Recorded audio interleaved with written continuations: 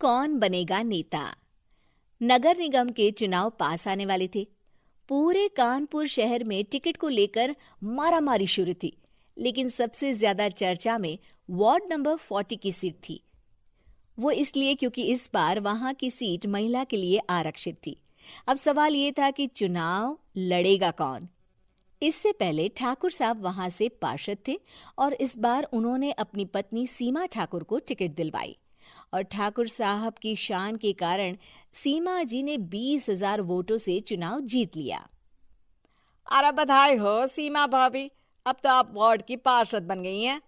अब तो हमारे काम आप ही करवाएंगी। अरे ये तो सिर्फ नाम की पार्षद बनी है, वो तो महिला सीट आ गई, वरना पार्षद तो मुझे ही बनना था। अब भले ही चेहरा इसका होगा, लेकिन पावर तो मेरी ही होगी। अरे वाह भाई साहब, क्या दिमाग लगाया है आपने भी। आइए आप लोग, खाना लगा दिया है सबके लिए। सीमा जी पार्षद बन चुकी थी, फिर भी उनकी एक ना चलती। सारे काम ठाकुर साहब खुद ही संभाल लेते और जहां जरूरत पड़ती वहां सीमा जी का अंगूठा लगवा लेते। सीमा जी ज्यादा पढ़ी लिखी भी नहीं थी। एक दिन ठाकुर साहब और सीमा एक प्रोग्राम में जाते हैं। अरे ठाकुर साहब, आप आ गए। ओहो, पार्षद मैडम भी आ गई हैं। स्वागत है आप दोनों का। लगता है हमारे पार्षद फंड का सही इस्तेमाल हो रहा है। चलिए अब उद्घाटन करते हैं। ये लीजिए ठाकुर साहब कैची, आप ही सबसे पहले प्रवेश कीजिए। सब लोग आगे निकल जाते हैं और सीमा जी पार्षद होने के बावजूद भी पीछे खड़ी रह जाती हैं। वो देखती हैं कि वेलकम बोर्ड पर उनका नाम है, लेकिन महिला होने के कारण कोई उनका सम्मान नहीं कर रहा। अगले दिन एक आदमी उनके घर आता है। अरे ठाकुर साहब नमस्कार।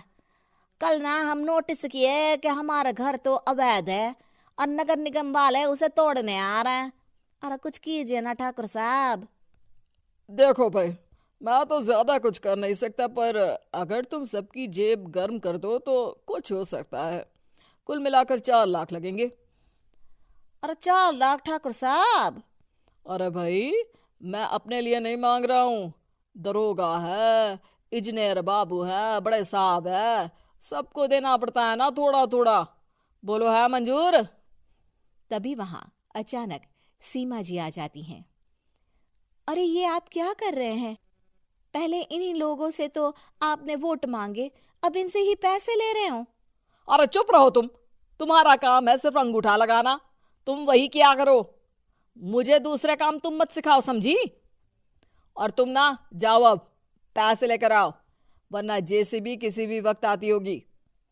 सब कुछ ऐसे ही चलते रहता है। एक दिन सीमा जी और ठाकुर साहब को एक लोकल मीटिंग में बुलाया जाता है। वहां पर कई और अधिकारी लोग भी मौजूद रहते हैं। अब मैं चाहूंगा कि ठाकुर साहब हमारे बीच 2 शब्द कहें।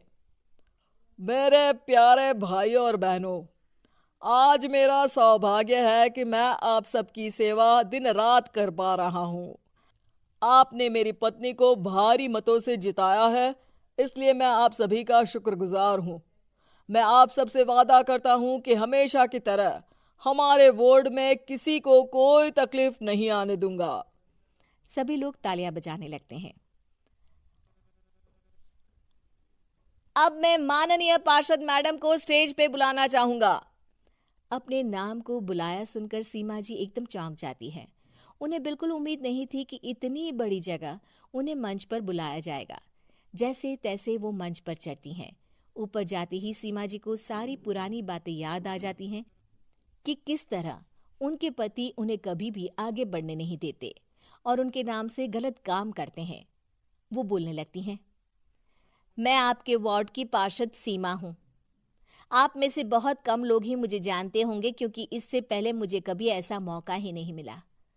सारे मौके मेरे पार्षद पति यानी आपके ठाकुर साहब ही लेते रहे, लेकिन आज ये मौका मुझे मिला है तो मैं इसे ऐसे ही नहीं जाने दूंगी। मैं आपको ये बताना चाहती हूँ कि आपके ठाकुर साहब मेरे नाम की आड़ में गैर कानूनी काम करते हैं, जिस पर अंगूठों के निशान मेरे होते थे। इसीलिए मैं अपनी गलती मानती हूँ और आज अपने पद से इस्तीफा देती हूँ, ताकि आगे से कोई गलत काम ना हो पाए। अब फैसला आप सबके हाथ में है कि आप हमें क्या सजा देना चाहते हैं। सीमा जी की बातें सुनकर ठाकुर साहब के चेहरे का रंग उड़ जाता है और वो शर्म से मुंह नीचा करके वहां से चले जाते हैं और पद से इस्तीफा देकर ही सही सीमा जी अपने आप में आत्मविश्वास महसूस करती हैं।